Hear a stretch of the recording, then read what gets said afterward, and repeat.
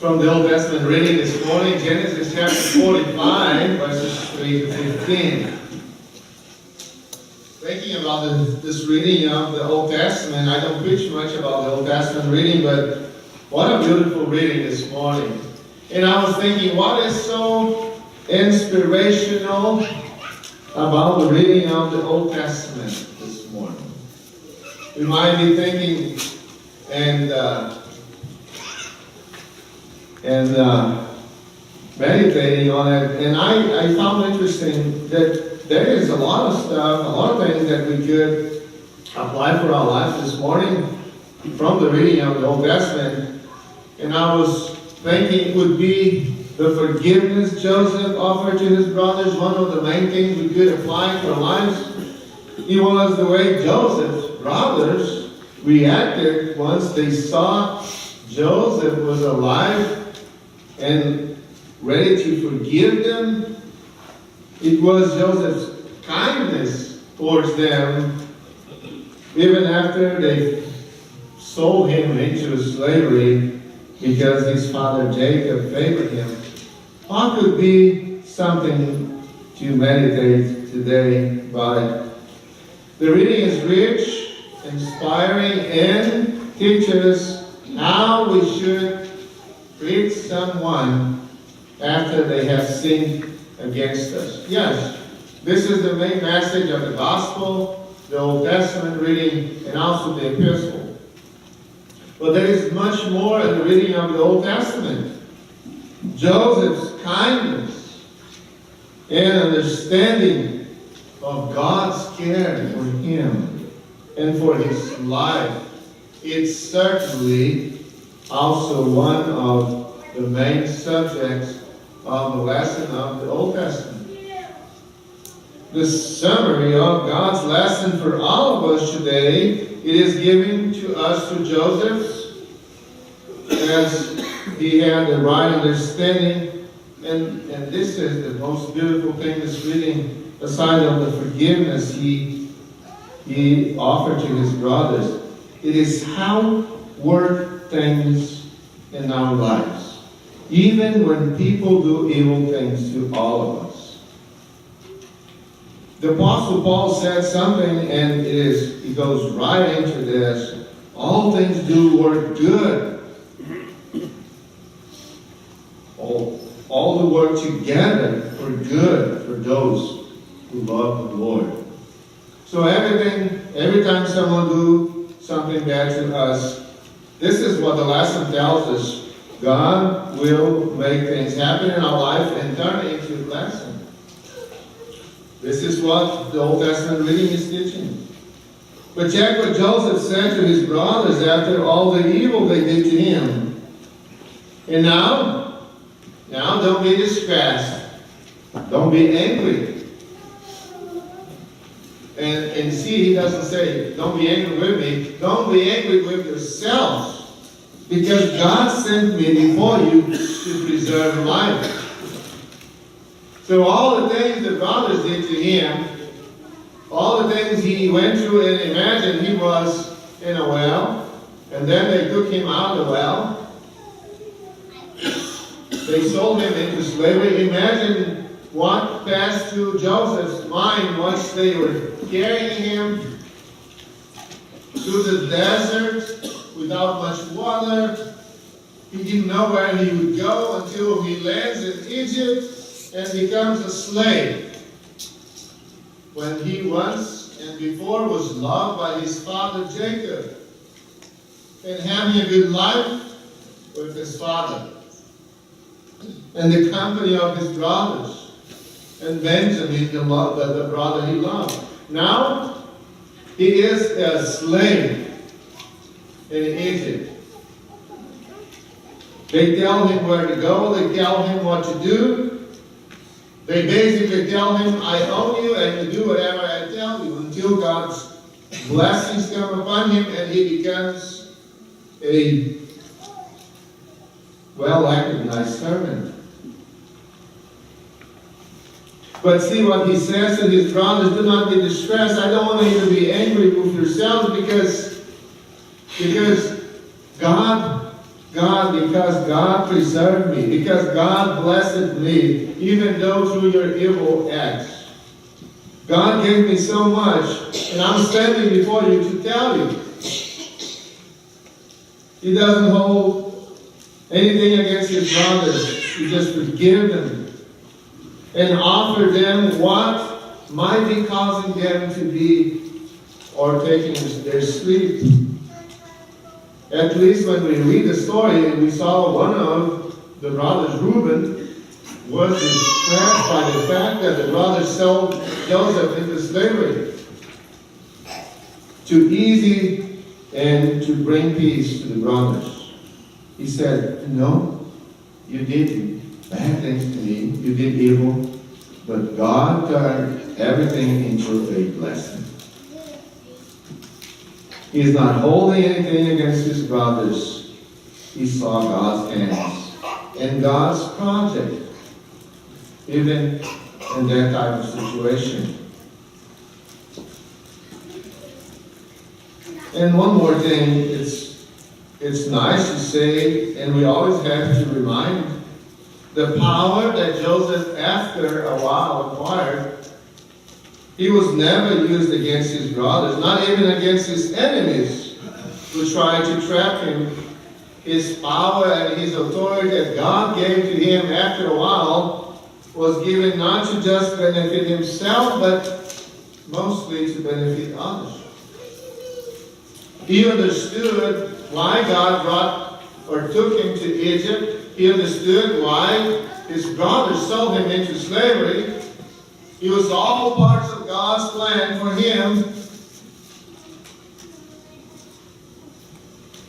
The powerful man who stands in front of his brothers, not now as a little brother, because he was one of the youngest, or a dreamer, like his brothers called him once. Oh, Joseph, you are a dreamer, because he had many dreams about he and the people of Israel building up the wall. And he shared with his brothers, and the brothers will call him a dreamer. Now he is in Egypt.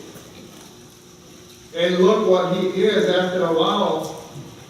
He is the prime minister of Egypt. The first and the last time his brothers saw him, he was a slave. Now when they see him again, he is the prime minister of the land of Egypt, the whole land of Egypt. And everything happened because they sold him into slavery. Now God turned that situation into a blessing to him. But he doesn't like to take this blessing just for him. He shared his blessing with his brothers. He called his brothers because there was famine. Remember, there was famine. There was a starvation. There is a drought for 7 years in all the land. And the only place they could find food was in the land of Egypt. When the brothers came to Jacob, it has been 2 years of drought. So there is nothing to eat but in Egypt. And it is in Egypt where they find solace for them. And also they find Joseph again in a different position.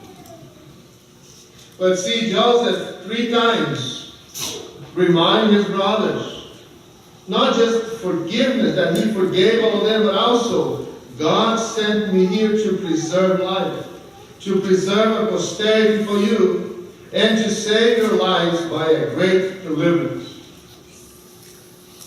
3 times he reminded them that was a great purpose, a greater purpose behind the situation he lived in. He offered forgiveness for his brothers in a place to be. Some theologians said that Joseph, it is a foreshadow of Jesus in so many ways. He was sold by 20 pieces of silver for the Egyptians by his brothers. Jesus was sold by 30 pieces. He was favored by his Father. And then the Bible says that Jesus was favored by God. This is my beloved Son, God said, listen to him, when he was baptized in the Jordan River. And the likeness to Jesus continues. Joseph was given they thought he was there when he was in the well, but they took him out, and he was not. Just like Jesus, the grave could not hold our Lord and Savior. Jesus did the same. He said, love your haters. We see in the reading of the gospel. Do good even to those who hate you. His brothers, Joseph's brothers, they hate him. They were so jealous of him because Israel, Jacob, his father, loved him more than them. This is the kind of love Jesus showed also for his brothers. And remember, for Peter, when Peter betrayed Jesus and denied Jesus 3 times. Sunday after Easter, Jesus sat with Peter and asked Peter 3 times, Peter, do you love me? And Peter 3 times said, yes, Lord, I do love you. And Jesus said, then, take care of my flock.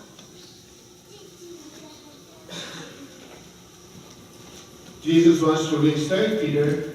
Jesus didn't want Peter to go on in his life with this thing on his head. When holding grudges, or thinking that God and Jesus will never forgive you for that. How miserable his life would be. But Jesus reinstates Peter because Jesus loves Peter. And Jesus had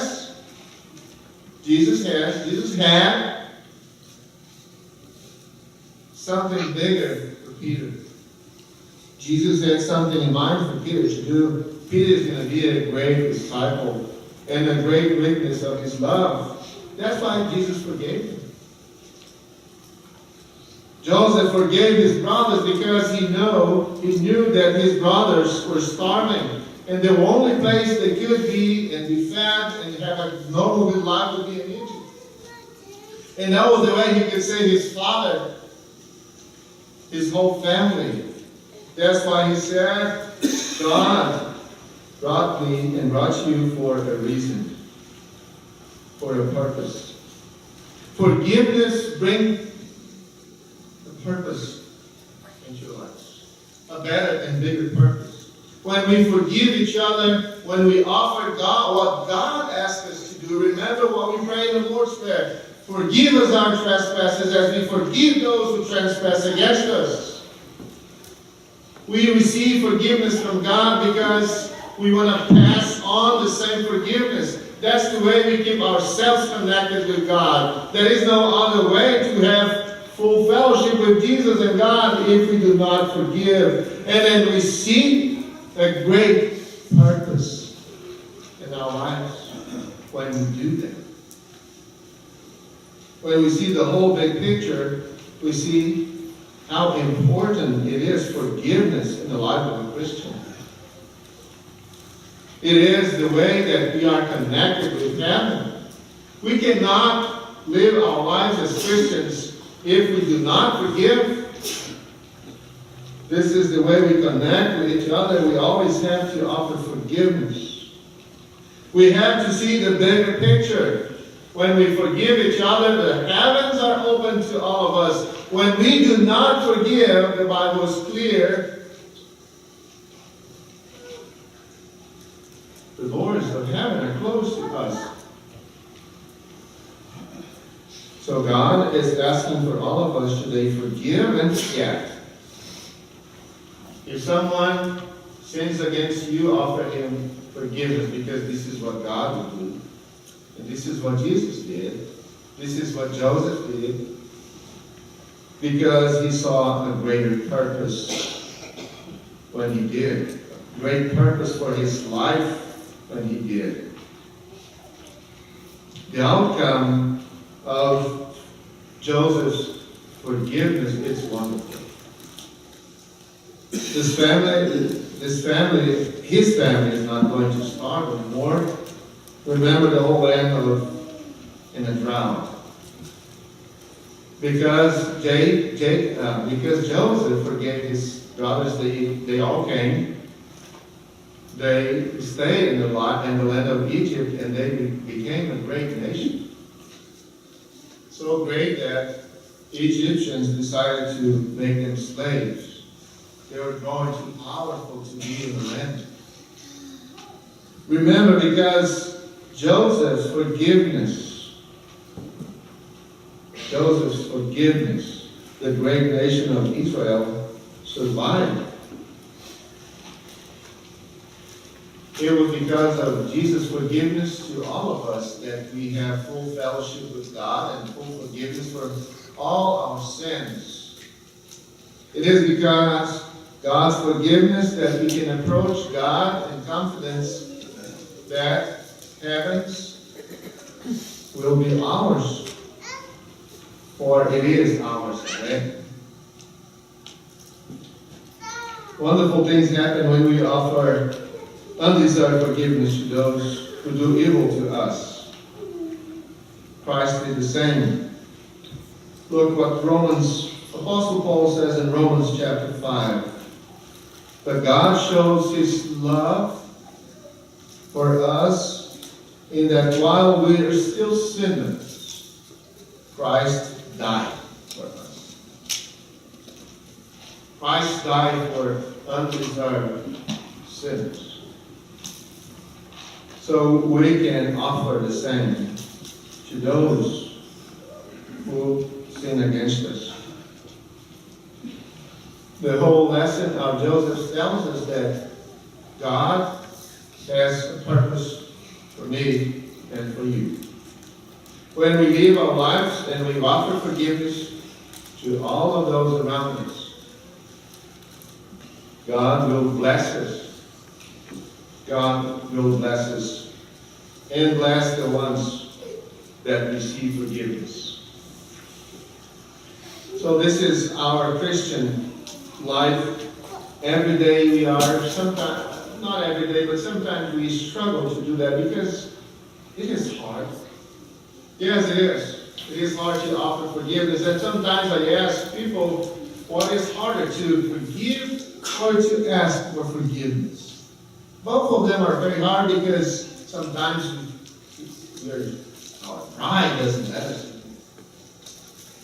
There was no pride in Joseph's act. It was just the love of God towards him, to his brothers, that makes him a great leader of Egypt.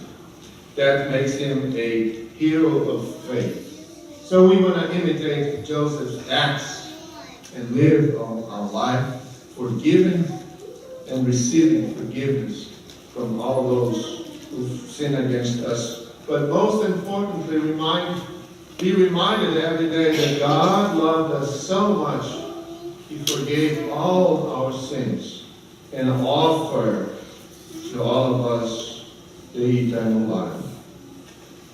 Let God continue to bless us all. In Jesus' name, amen.